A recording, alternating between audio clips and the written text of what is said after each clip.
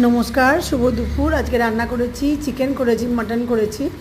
চিকেনটা করেছি রূপুর জন্যে, আর মটন করেছি আমাদের জন্য।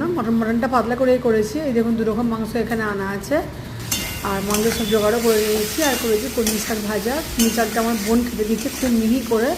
আমি খুব একটা কোনো জিনিসই মিহি করে কাটতে পারি না, সে বাঁধাকপি হোক আর কলমি শাকই হোক। তা আজকে দুপুরবেলা এই মোটামুটি রান্নাবান্না করেছি। আর একটু আমের চাটনি ছিল, আজকে টক দইটা খাওয়া হয়নি, ফ্রিজে রেখে দিয়েছি। আর সাথে ছিল আম।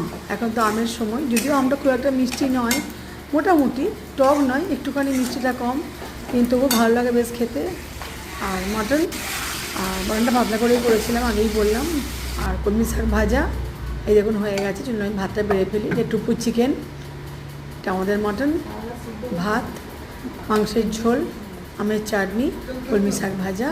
শুভ দুপুর। সবাই খুব সাবধানে থাকবেন, ভালো থাকবেন, কারণ অত্যন্ত বেশি গরম পড়েছে। সবাইকে আরেকবার শুভ দুপুর।